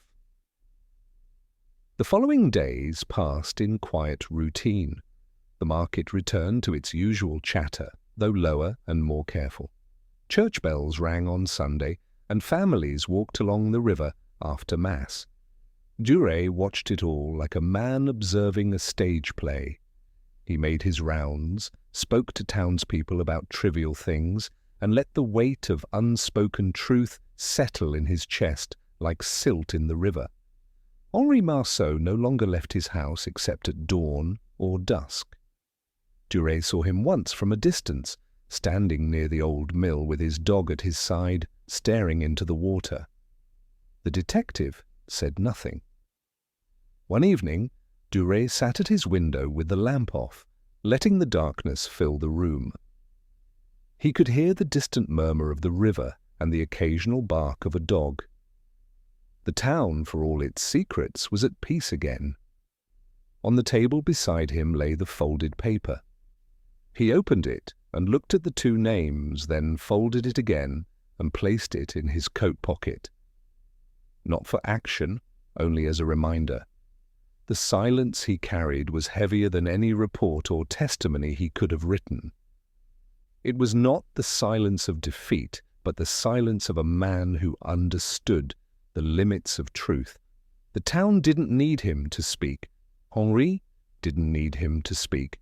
And in some quiet, unarticulated way, he didn't need to speak either. As night deepened, Duret walked down to the riverbank. He leaned on the old railing near the mill, breathing in the damp air. A soft wind moved across the water, carrying the somewhat faint scent of wood and earth. He closed his eyes for a moment and listened. To the river, to the town, to the gentle hum of a story that would remain unspoken. In that stillness, his decision felt both heavy and inevitable. The truth would remain in the dark, like the mill's reflection in the water, visible only to those who knew where to look. The spring rain came early to Saint-Rivière. For 3 days, a fine drizzle softened the streets, washing the dust from the old stone facades and leaving the river swollen and restless. The sound of water seemed to settle into every corner of the town, gutters dripping, cobblestones slick underfoot, the mill wheel creaking faintly in the distance. By the time the sun returned, the town had already begun to reshape itself around the accepted story. Shops reopened fully, shutters stayed wide during the day, and people resumed the small rituals of life as though nothing had ever disturbed them. Inspector Lucien Duret walked his usual route through the market square on a Tuesday morning. He passed the grocer arranging crates of apples, the butcher sweeping rainwater from his threshold, and a pair of children hopping over puddles near the fountain. The air carried the faint smell of wet earth and new leaves. No one looked at him with the wariness they had a few weeks earlier. There were nods, a few polite, "Bonjour, Inspector," but no lingering eyes, no silent questions. The story had done its work. He paused near the fountain and watched an old woman feed crumbs to pigeons. Her hands trembled, the bread scattering in uneven pieces, but her face was calm. In that calmness, Duret saw the town's collective decision to keep living as though the past month had been nothing more than a brief storm. He visited the Marceau house that afternoon. The gate creaked as he pushed it open. Henri was outside, chopping wood in slow, deliberate movements. The dog, older now in posture and spirit, lay nearby with its head resting on its paws. Henri looked up briefly but didn't speak until Duret reached the porch. "You came," he said, voice flat, as though the act itself had been expected but unwelcome. "I wanted to see how you were doing." Henri wiped sweat from his brow with the back of his hand. His shirt clung to him, damp with effort. "Better, I suppose. People talk less now. They've let it go." "And you?" Henri's axe paused mid-swing. His shoulders sagged. "I live. That's all." He set the axe down and leaned against the porch rail. "It's a strange thing, Inspector, to be innocent and still feel condemned." Duret didn't reply. The river murmured faintly in the distance. But the town's rhythms soon felt almost normal again. On Sunday, church bells rang across the square, and families emerged in clean coats, walking slowly to Mass. The mayor stood near the church steps, shaking hands, wearing the fixed, benevolent smile of a man who had overseen a resolution. Duret watched from a distance.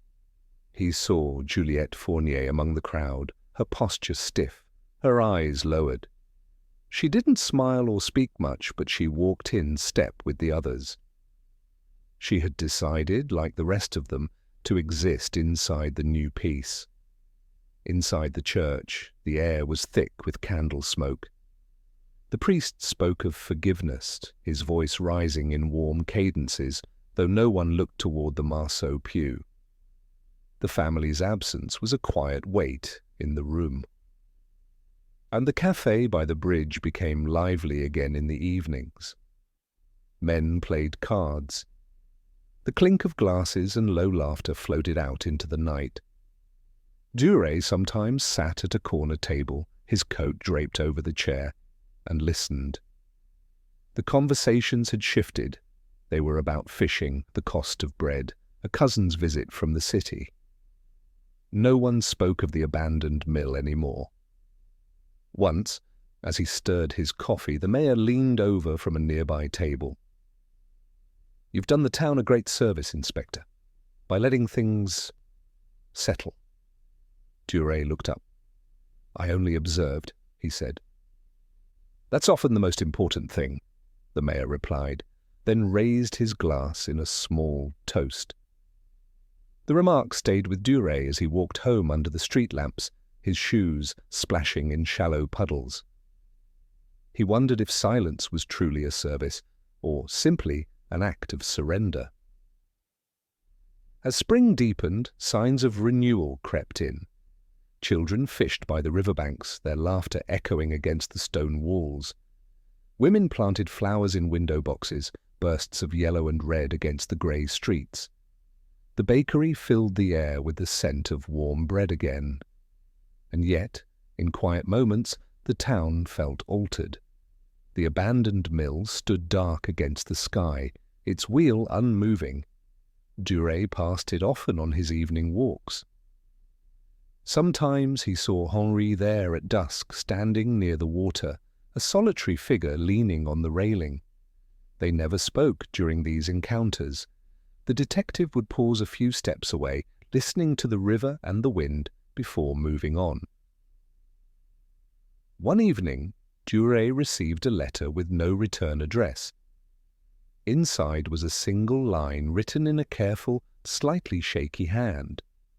"It will never leave me." No name was needed. He folded the paper and placed it in the same drawer as his own notes, where it joined the quiet archive of things that would never be spoken aloud.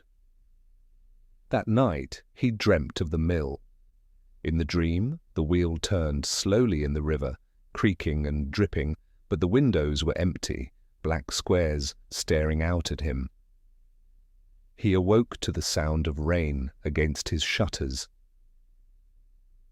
By early summer, the town had successfully buried the past under routine. There were festivals in the square, music in the evenings, and the smell of roasting chestnuts on street corners. Visitors passed through without sensing the undercurrent beneath the cobblestones. Only Duret carried it with him, though he sensed Juliette and Henri did too, each in their own private way. The town had accepted a version of life that allowed it to move forward, even if the truth had been quietly set aside. And so the aftermath was not loud or violent. It was soft, like dust settling in sunlight, or a river flowing over a secret that no one wanted to touch. Duret walked along the embankment one warm evening and paused to watch the water catch the last gold of the sunset. His reflection wavered, fractured by the ripples, and he felt the weight of the town's chosen silence pressing lightly on his chest. The world above would keep turning. The truth below would stay where it was. The years passed quietly in Saint-Rivière. Seasons folded into each other, soft and unremarkable. The river kept its rhythm, carrying fallen leaves in autumn, ice in winter, and blossoms in spring. The town's life seemed unchanged to anyone who only passed through. Market stalls in the square, shutters painted fresh each summer, the smell of bread spilling from the bakery. But for Inspector Lucien Duret, the abandoned mill never truly left his thoughts. Its silhouette, tilted roof, rotting wheel, became a part of his evening walks. Even after he retired and his name slipped into polite forgetfulness, he still passed it sometimes, pausing on the bridge as twilight settled. One grey afternoon, years after the official story had been sealed and filed away, Duret found himself in a different town entirely.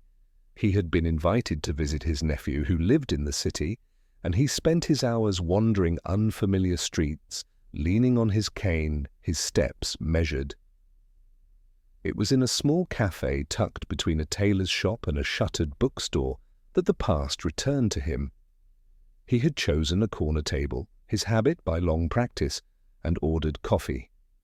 Rain pattered against the glass, muting the sound of the trams outside. A voice broke the soft clatter of cups. "Inspector Duret?" He looked up. A woman, older now, her hair pulled back in a plain knot, stood before his table. It took a moment for his memory to catch her name, Juliette Fournier. Her face was leaner, the sharp lines of grief softened but not erased. "I thought it was you," she said, hesitating before sitting down. "Juliette," he said, offering a small nod. "It's been a long time." She folded her hands, eyes lowering briefly to the tabletop. "Too long, perhaps, but some things, they don't leave, do they?" For a moment, they were silent, the hum of the cafe filling the space between them. Duret watched a drop of rain slide slowly down the window pane. "You left Saint-Rivière?" he asked finally. 2 years after it all ended," she said. "I couldn't stay. Every sound in that town was familiar. Too familiar. The mill, the river, it was like they were whispering. And now? Now it's quieter, but I still dream of it, of him." She hesitated, searching his eyes. "Henri?" Duret didn't answer immediately. He let the name hang in the air, unchallenged. "He died last spring," she said softly. "In his sleep. The doctor said his heart simply stopped. I suppose it had been breaking for a long time anyway." A faint shiver passed through her shoulders, though the cafe was warm. They sat in silence for a while, the weight of years pressing softly but persistently. Then, as though a decision had been made in some private corner of her mind, Juliette leaned closer. "I want to tell you what I never said." Duret inclined his head, his expression neutral. "It was an accident," she said, voice trembling slightly. "That night at the mill, he wasn't supposed to be there. None of it was supposed to happen." She paused to catch her breath, her fingers curling around the edge of the table. "I went to meet Henri," she continued. "We'd argued. I'd told him I was done, that I couldn't live like that anymore, hiding in other people's shadows. But he followed me. I didn't even hear him at first, and when I turned, Her throat tightened. He slipped. He fell. The river took him before I could even scream. Her voice fractured on the last word. A few patrons glanced over, then politely looked away. Duret studied her face. The confession was not surprising. He had imagined this truth years ago, piecing it together in the quiet of his own mind, but hearing it now still carried a strange weight. "You carried it alone," he said gently. I thought if I told anyone it would ruin everything. Henri, he couldn't bear more shame. And the town," her hands twisted together. "They needed someone to blame. And they chose silence instead. It was easier." The detective leaned back slightly, his eyes on the rain-streaked glass. Outside, a tram rattled by, its windows glowing pale yellow in the grey afternoon. "Does telling me change anything?" he asked quietly. Juliette shook her head. "Number it just feels like it should be said aloud at least once before we all disappear." Duret nodded slowly. He understood. Truth in its final form was rarely about justice or resolution. It was about release, small, private, and often too late to change a thing. "Thank you," he said simply. She managed a faint smile, though her eyes glistened. "I thought you'd be angry." "Angry?" He shook his head. "Number life in Saint-Rivière. It wasn't made for clean endings, only quiet ones." They finished their coffee in near silence. When Juliet stood to leave, she hesitated by his chair. "Will you come back to the town?" she asked. "Perhaps," he said. "Perhaps not. Either way." She touched the back of his hand briefly, a gesture of gratitude or farewell. "Thank you for keeping your silence all those years. I think you understood before I did." When she left, the café felt suddenly larger. Duret remained at the table for a long while, listening to the rain. He thought of the mill, the river, the town that had chosen forgetfulness as its only defense. He thought of Henri, of Juliet, of the life he had watched unravel piece by piece without ever fully touching it. He realized, not for the first time, that this was how most truths lived and died, not in courtrooms or headlines, but in quiet cafes, shared in whispers between two people who would soon vanish from each other's lives again. Years later, long after that meeting, the abandoned mill finally collapsed into the river during a spring storm. By then, few in Saint-Rivière even remembered what had once happened there. Children fished near its ruins without fear. The river carried its secrets away, slow and indifferent. And Lucien Duret, in the last winter of his life, would sometimes wake before dawn, listening to the distant echo of water in his memory. He would picture the mill's dark windows, the reflection of the sky on the river, and hear the soft, unending murmur of things that had been left unsaid. The truth, he realized, had never belonged to the town. It had belonged only to the river, which carried it away quietly, leaving behind a silence that would last long after all of them were gone.